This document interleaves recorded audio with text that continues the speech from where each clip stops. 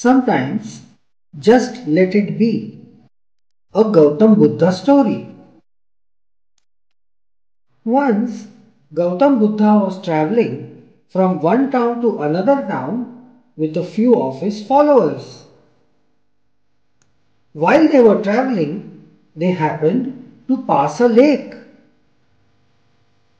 They stopped there and Buddha told one of his disciples, I am thirsty. Please get me some water from that lake. The disciple walked up to that lake. When he reached there, he noticed that some people were washing clothes in the water. And right at that moment, a bullock cart started crossing the lake. As a result, the water became very muddy. The disciple thought, how can I give this muddy water to Buddha to drink? So he came back and told Buddha, the water in there is very muddy. I don't think it is good for drinking. Buddha said, don't worry. Let us take a little rest near this tree. After about an hour, again Buddha asked the same disciple to go back to the lake and get him some water to drink. The disciple went back to the lake. This time he found that the lake had absolutely clear water in it.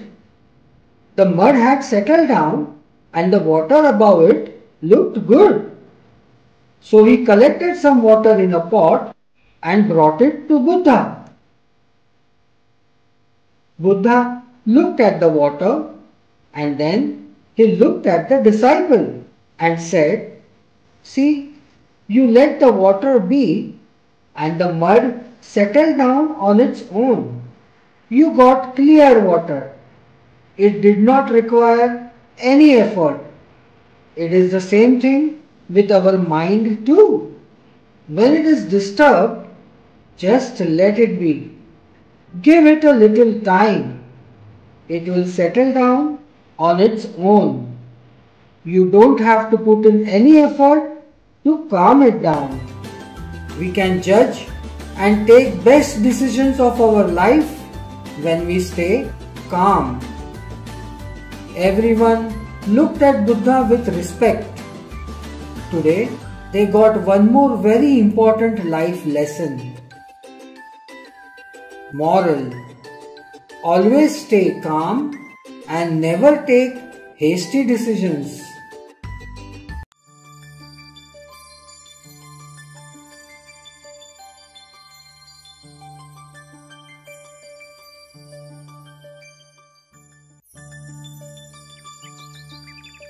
Kapilavastu, a beautiful place blessed by nature.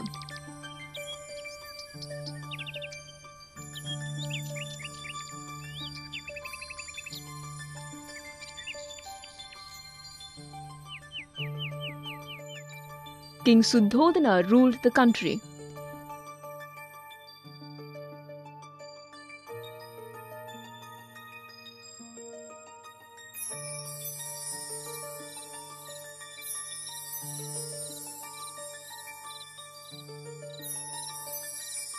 One day, his queen Mahamaya had an amazing dream.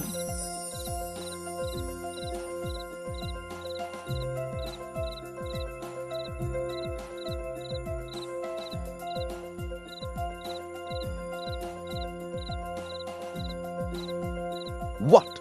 What happened, my queen?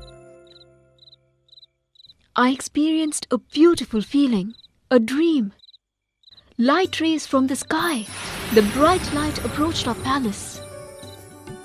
And from that light, a white elephant appeared with 4 tusks and danced before me, blessed me, and it fused into my stomach in a light form.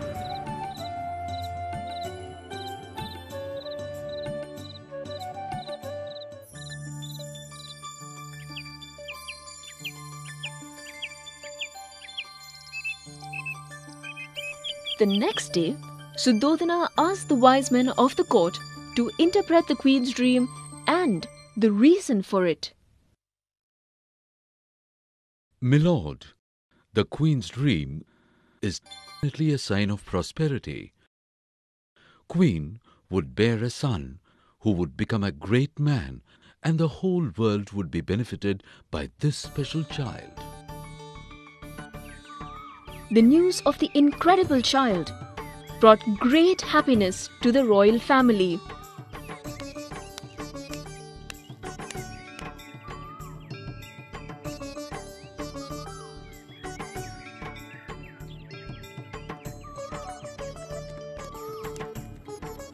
The Queen, as was the custom, began her journey to her mother's place. After travelling for a while, they reached Lumbini, a garden. Queen wished to take rest in the beautiful garden.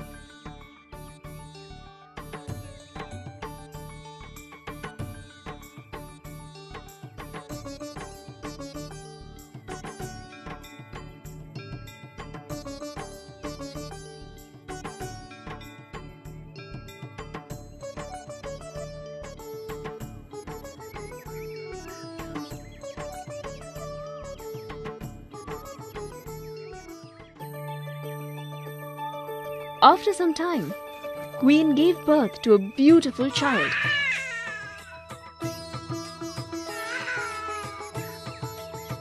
This special child was called Buddha when he was enlightened. Everyone was amazed to see the child. Immediately, the child walked. By the birth of Buddha, the whole world was benefited when he was enlightened. Queen returned back with her son.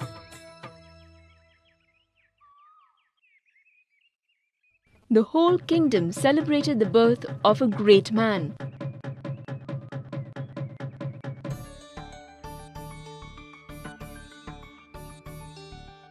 Suddhodana named his son as Siddharth. Everyone in the palace was celebrating the birth of Siddharth, while a great saint Asita came there. He was an old hermit who had given up all worldly pleasure and led a lonely life in the forests. The royal couple greeted him and treated him respectfully.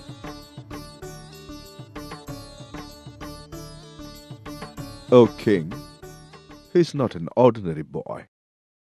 He is born to rule this world, not as a king, but as a spiritual teacher.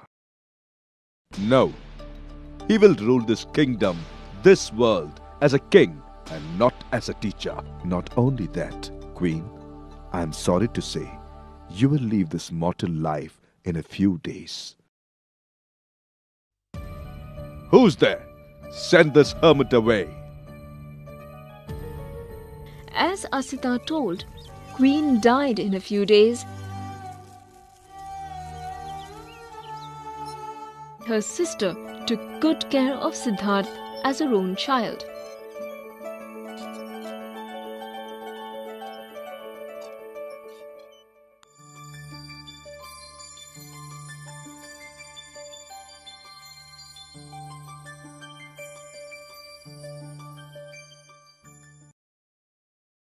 Days passed. Siddharth grew up to become an intelligent boy.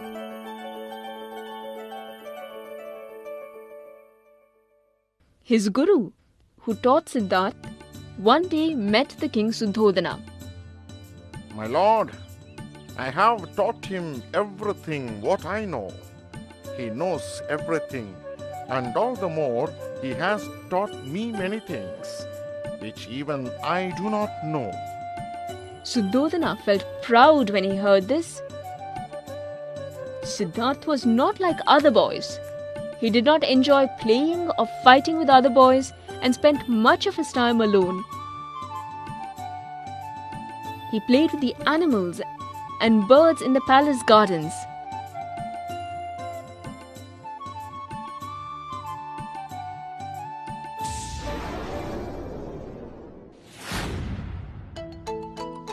One day, he was sitting in the royal garden.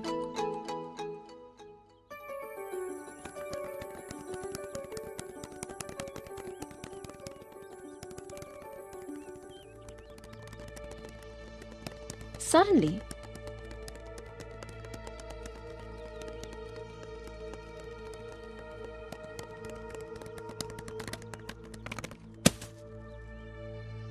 Siddharth gently picked up the swan and slowly took out the arrow. While he was gently stroking the swan,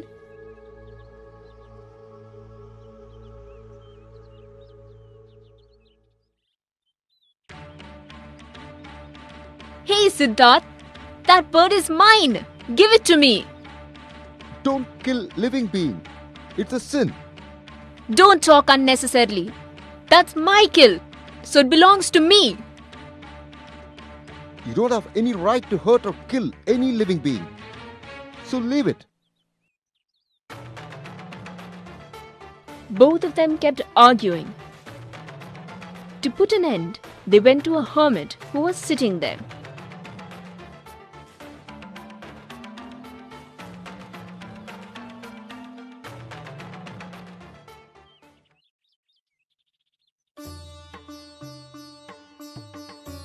Tell me, my dear, what made you to come here?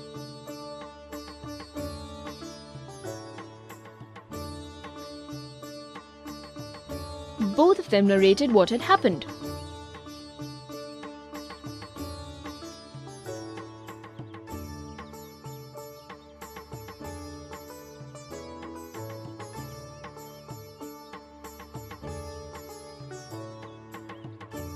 God has created every living being to live.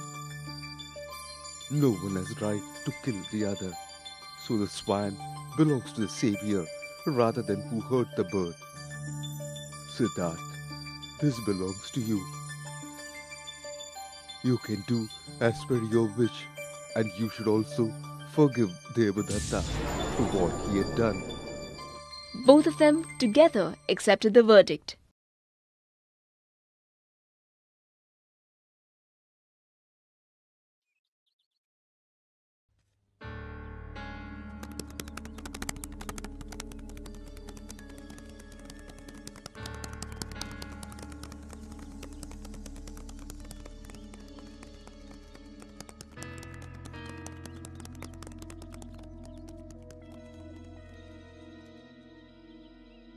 The hermit who solved this changed into a snake and disappeared into the forest.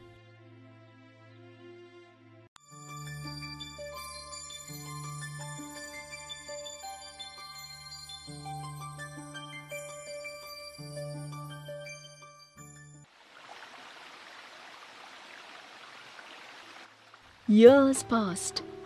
Siddharth grew as a famous and lovable man. He was a kind-hearted man who loved peace and hated violence. The king was worried about his son's nature.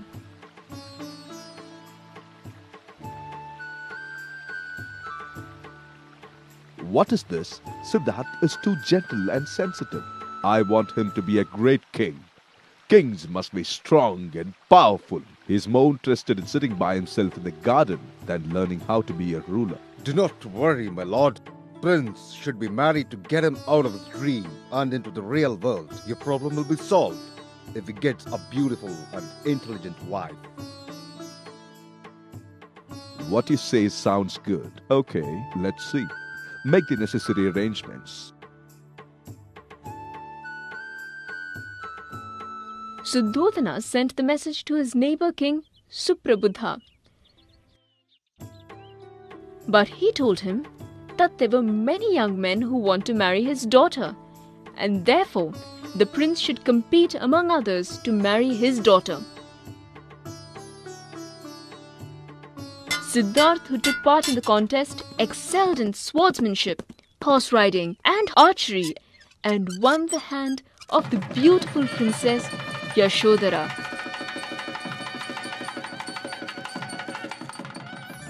Suddhodana presented 3 beautiful palaces to his son as his wedding gift.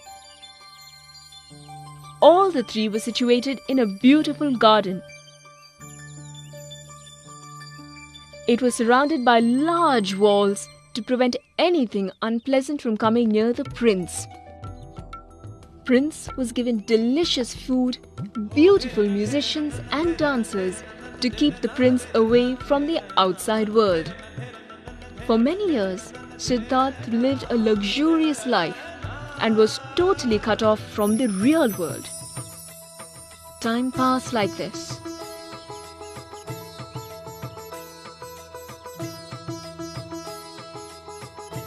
Soon, they had a son, Rahula. The king was happy that his plans for his son were working out so well.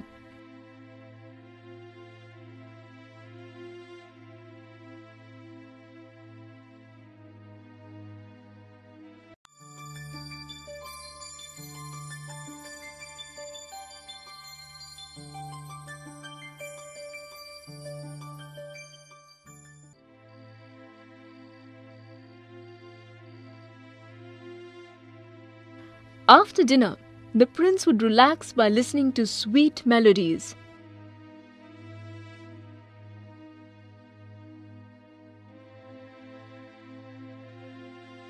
One night, after dinner, Siddharth heard a beautiful melodious song.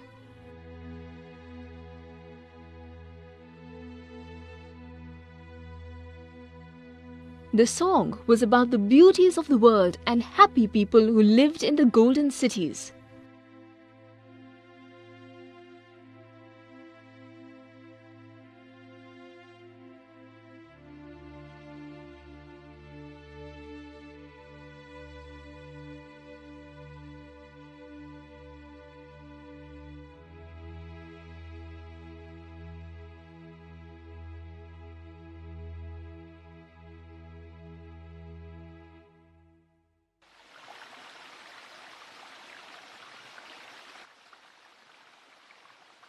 Father, I would like to see the world beyond the garden walls.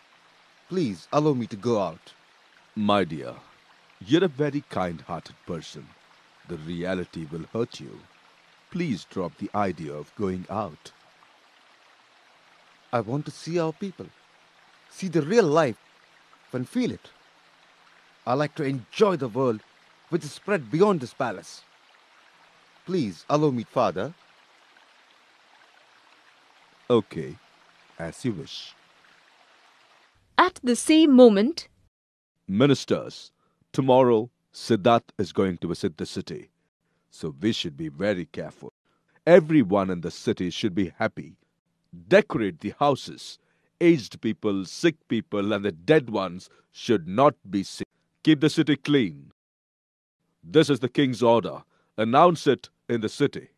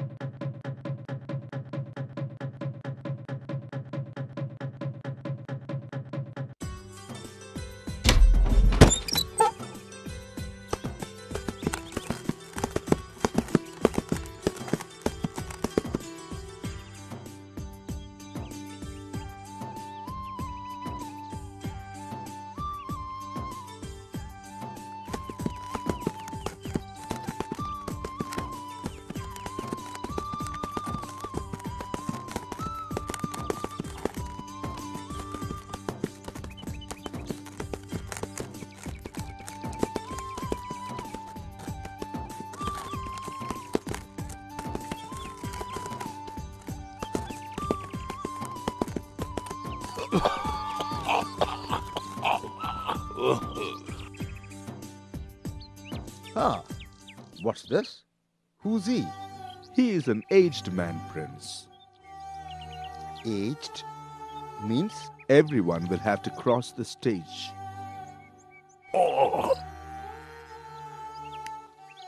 Prince, stop. Don't go. Who's he? Why is he crying? He is sick and waiting to face his death. Death means? The last stage of life is death. Everyone has to face it. For everyone, do you mean? A king? For me? For Yashodhara? Prince.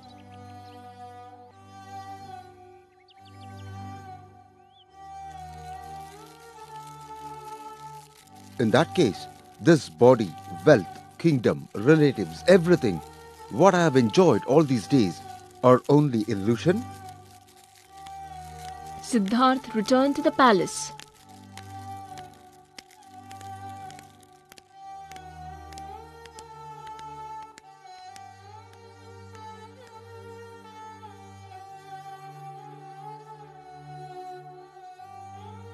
After seeing all these incidents, he could not concentrate on anything. His only thought was to find an end for all the sufferings. One night, an unseen force made everyone go into a deep sleep. At the same time, Siddharth mounted on his horse and left the palace. He rode to the forest.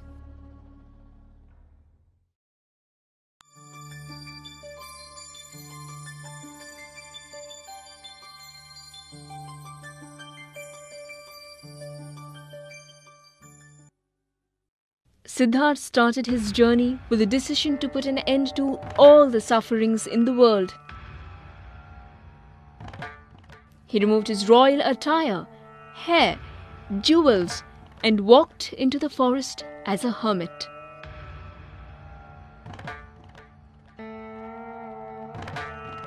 He met many hermits on his way. Days passed. He reached the forest in Magadha kingdom. There he met Arita and became his disciple.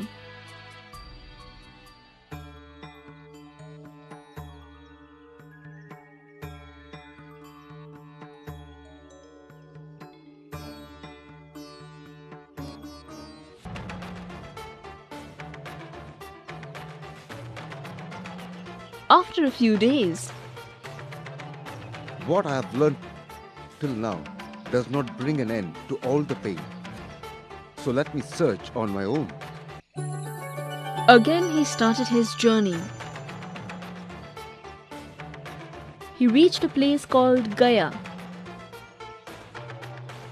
There, he performed a rigorous, painful penance.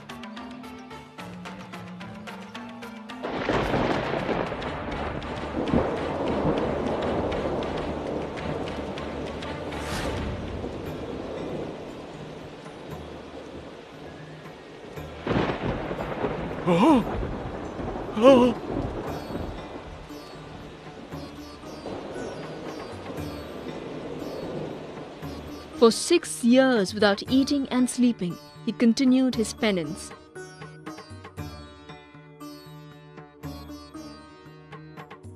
He looked like a living skeleton.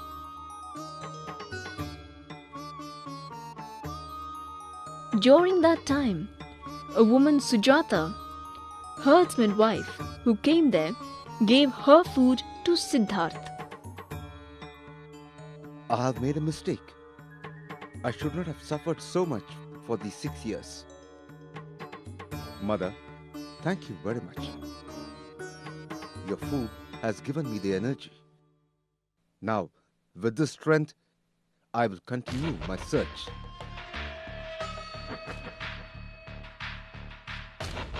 Coming to a decision, he sat under a Bodhi tree and started meditating. Mara, name given to evil force that disturbs people's mind, appeared. If he finds the way to end all sufferings, what will happen to us? So, let me disturb his meditation. Mara tried in many ways only to be unsuccessful.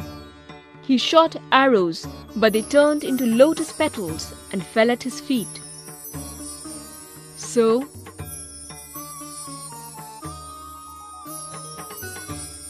Siddharth, you are a prince, born to rule this world as a king.